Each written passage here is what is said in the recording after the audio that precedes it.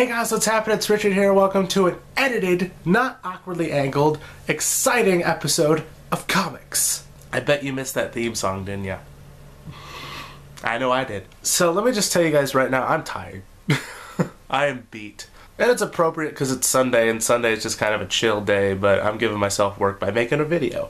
You know, I just did a lot of stuff this weekend. I did a lot of fun stuff, but I did a lot of stuff this weekend. And my biggest thing that I was working on this weekend was trying to get my short film Disbelief ready and finished for you guys to check out. And last night, I stayed up all night to like about 4 in the morning to wait for the final cut, if you will, of this short film. And I just watched it, and it's really good. I'm really excited to show it to you guys. Actually, you know what?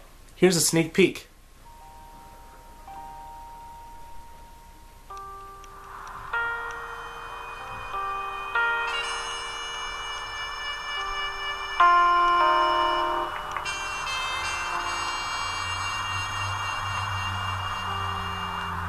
And guess what? That's all you get.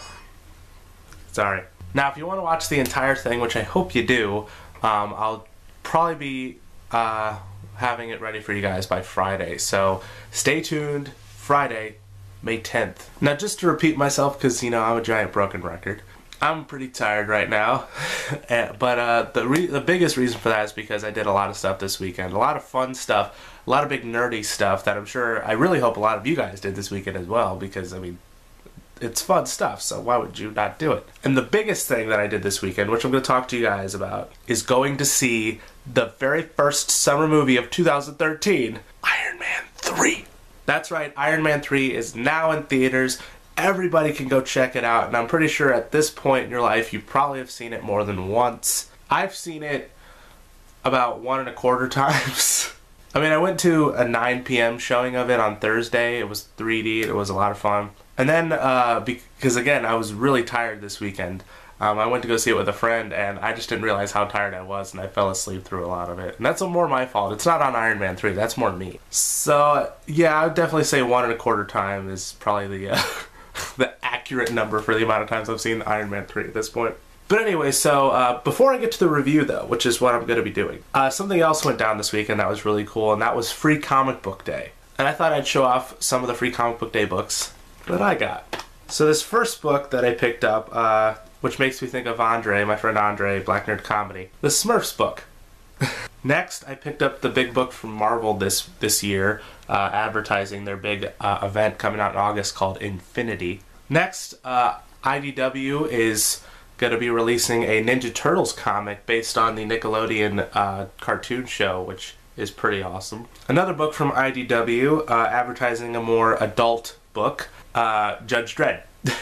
Next up, the big book from DC this year, Superman, The Last Son of Krypton. This is a reprint of the Jeff Johns, Richard Donner story of the same name. Well, at least the first issue. And finally, the last book that I picked up, and my most anticipated book from Free Comic Book Day, the book from Dark Horse Comics. And the reason it was most anticipated is because of this, this bottom comic right here, The True Lies of the Fabulous Killjoys. So that was the books that I picked up for Free Comic Book Day. In the comment section below, what was some of your Free Comic Book Day books? Like, and what was your favorite? Like, which book were you most excited to pick up? Now let's mosey on to the review of Iron Man 3, shall we?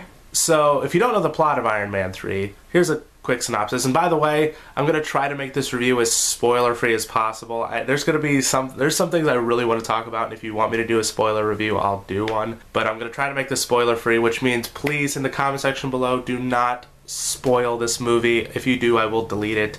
So please do not spoil it, because that's just mean. But anyway, so Iron Man 3, which is our first post-Avengers movie, follows Tony Stark, who's kind of going through some traumatic issues because of everything that he went through in the Avengers film.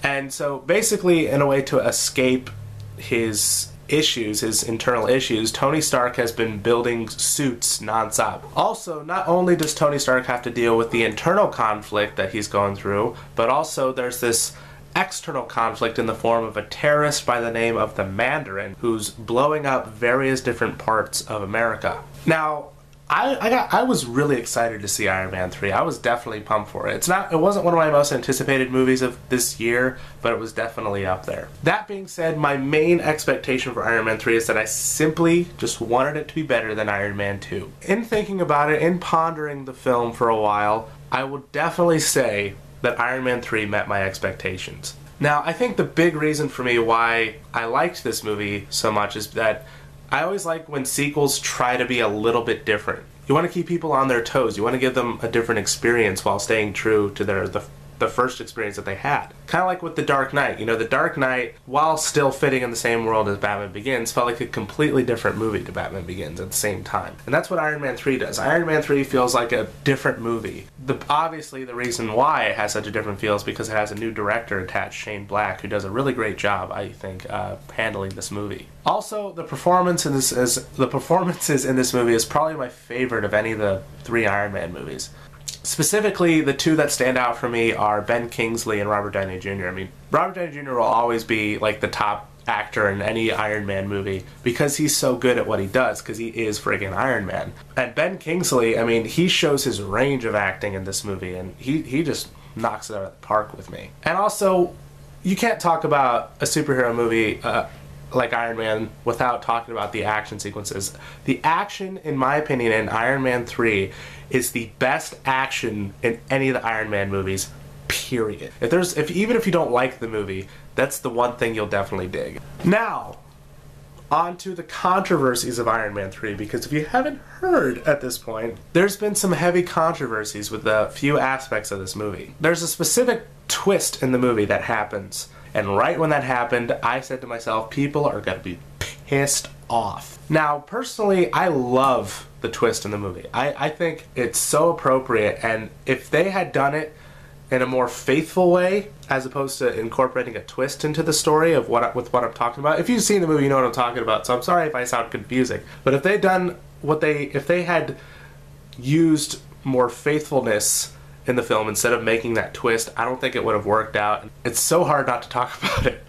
It's so hard not to talk about it.